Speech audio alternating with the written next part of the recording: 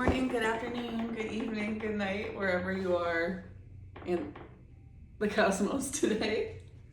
And I hope you're having a good one. We're going to be reading a chapter today from book 1, Anastasia, of the Ringing Cedars of Russia series. This one is called Touching Paradise, and it's chapter 21. There may be some sort of confirmations or messages in there for you. But before we get started, I'm going to pull an herbiary card. I'm going to have you guys take a deep breath in through your nose and out through your mouth.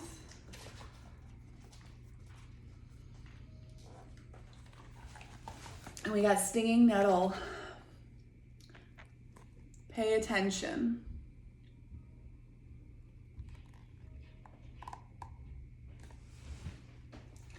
And it says, if we do not know the names of the plants around us, if we do not acknowledge the individualistic curl of a leaf or creep of a rhizome, they all run together and look like a wall of greenery. That's when we humans start to generalize, lumping anything without a showy flower into the category of weed. Nettle will have none of this. Pay attention, she admonishes. We are all different, all unique. When you acknowledge Nettle's individuality and treat her with thoughtful respect, she'll let you close. But forget yourself, and you won't forget her sting. Nettle reminds you to see individuality and treat the world around you accordingly. If Nettle is pricking you, pause and pay greater attention. So I will leave the ritual and the reflection in the community tab if you'd like to check those out for yourself, if you feel called. But Nettle may have a meaning to you all its own, specific and unique to you. So take what resonates and leave the rest. Chapter 21, Touching Paradise.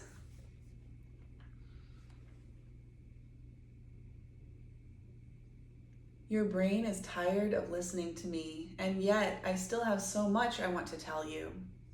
I do so want to, but you need to rest. Let us sit again for a little while. We sat down on the grass. Anastasia took me by the shoulder and drew me close to her. The back of my head touched her chest, which gave me a pleasant, warm feeling. Do not be afraid of me. Let yourself go, she quietly said, and lay down on the grass so that it would be more comfortable for me to rest. She ran the fingers of one of her hands through my hair as if combing it, while the fingertips of her other hand quickly touched my forehead and temples. Occasionally, she would lightly press down with her fingernails at various points on the top of my head. All this gave me a feeling of tranquility and enlightenment.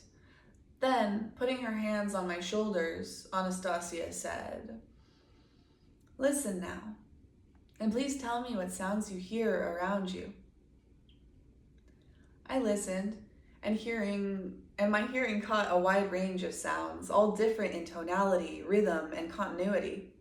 I began naming the sounds aloud: the birds singing in the trees, the chirping and clicking of insects in the grass, the rustle of the leaves, the fluttering and flapping of birds' wings. I named everything I could hear, then fell silent and went on listening. This was pleasant and very interesting for me. You have not named everything, Anastasia observed. Everything, I replied. Well, maybe I left out something not very significant or something I didn't catch. Not anything important, that is. Vladimir, do you not hear how my heart is beating? Asked Anastasia. Yes, I hastened to respond. Of course I hear it. I hear it very well. It is beating evenly and calmly. Try to memorize the intervals of the various sounds you hear. You can choose the principal sounds and memorize them. I selected the chirping of some insect, the cawing of a crow, and the gurgling and splash of the water in the stream. Now, I shall increase the tempo of my heartbeat, and you listen to what happens all around. Anastasia's heartbeat increased in frequency, and right away, the rhythm of sounds I could hear around me joined in with a heightened tonality. That's astounding, simply incredible, I exclaimed. What are you saying, Anastasia? Are they so sensitive to the rhythm of your heartbeat?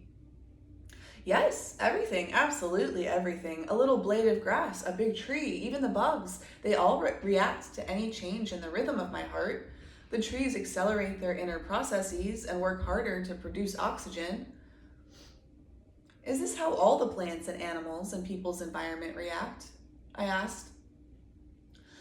No, in your world they do not understand to whom they should react, and you do not try to make contact with them. Besides, you do not understand the purpose of such contact, and do not give them sufficient information about yourselves.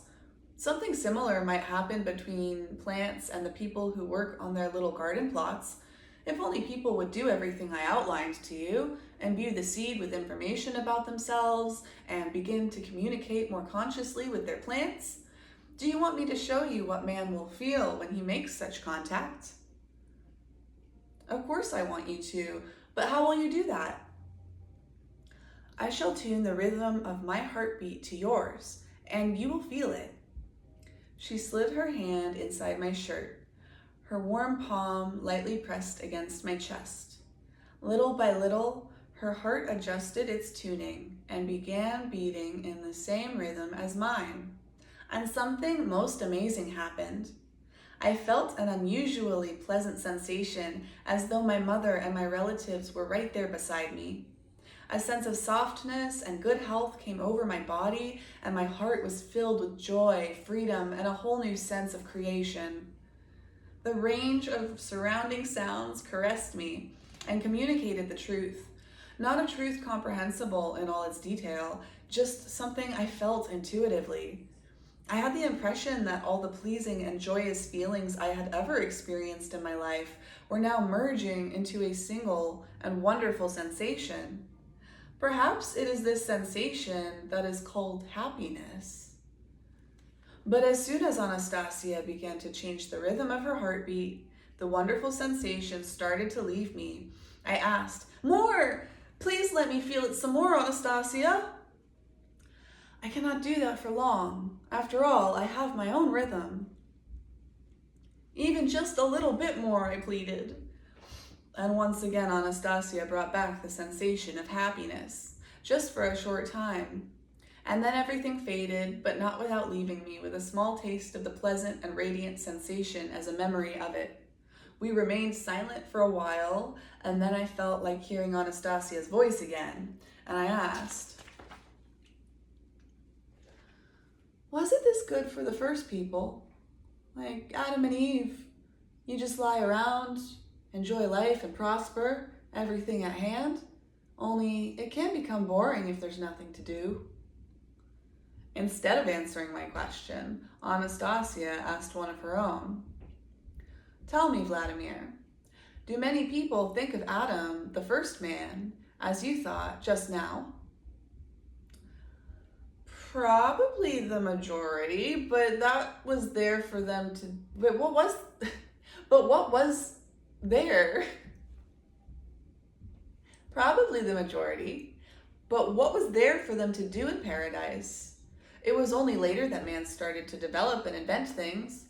Man developed through labor. He became smarter thanks to labor."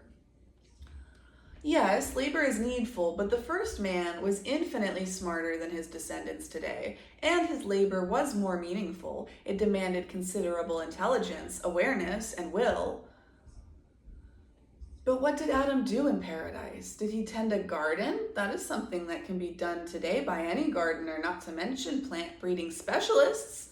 Nothing more is said in the Bible about Adam's activity." "If the Bible told everything in detail, it would be impossible to read through it in a single human lifetime. One must understand the Bible. There is so much information behind each verse. Do you want to know what Adam did? I shall tell you, but first, remember that it is the Bible that tells us that God assigned Adam the task of giving names and specifying the purpose of every creature living on earth. And he, Adam, did this. He did what all the scientific institutions in the world taken together have not yet been able to do." "Anastasia, Do you turn to God yourself? Do you ask him for anything for yourself? What more can I ask when so much has already been given me? It is my task to thank him and help him.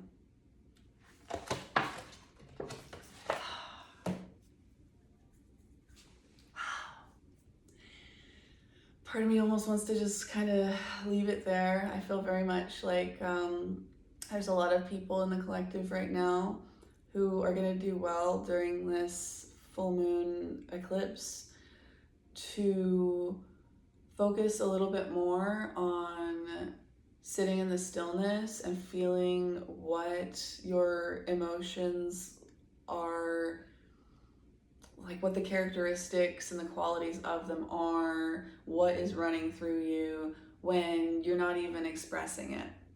And there's value in both, but I think right now it is a full moon, but it's also an eclipse portal, and it's also in Virgo. So this is like, get rooted down in your temple, and it's a full moon, so release. You're releasing things, you're releasing control, right? And you're feeling into your body. And I thought that was such a relevant chapter too, because it definitely speaks to the fact that you have your own rhythm. And if you try to operate outside of your rhythm, even for the benefit of others in a way that you would like to benefit others, it is actually not sustainable and not beneficial for everybody in the end to go about that. And you have to know your limits. And so you have to take your time to sit in the stillness and develop that relationship and that understanding with your body and with your feelings. And that is where your strength and your intuition and your power comes from. Your power comes from those quiet moments that you carve out for yourself to fortify that strength that's already within you, to connect to that strength that's already within you. Pay attention, nettle. But this time, for most of y'all, I would say pay attention to you. Virgo is going in so far that you go out, and going out so far that you come in. It's about the macrocosm and the microcosm. It's about like super tiny microorganisms and about huge galactic systems. It's recognizing the quantum nature of these patterns and how deeply they go on the scale in both directions.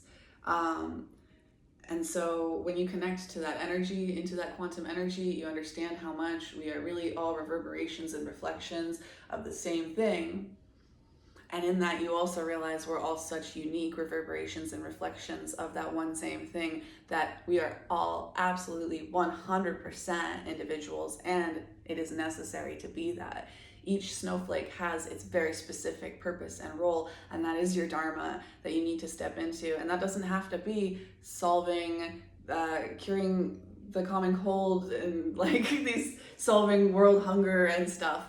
If that's your role, awesome. But it could look really simple, and it could look really unimpressive to certain people that maybe you've felt pressured to impress at some point.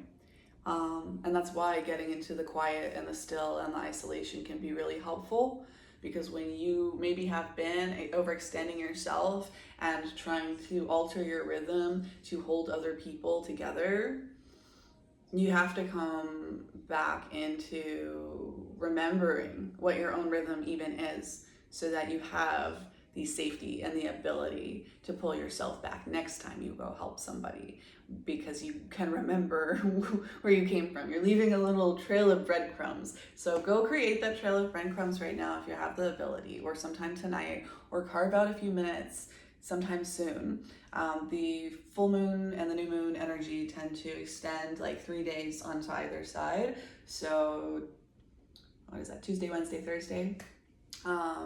We have a nice little opening here to remember ourselves. And in remembering ourselves, we remember God, and we remember community, and we remember the other, and we remember love. But the only way out? No.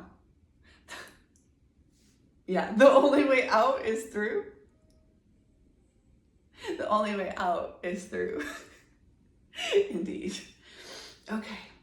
I hope that you have a wonderful day today. Love, light, peace, and personal responsibility. I'll see you next time.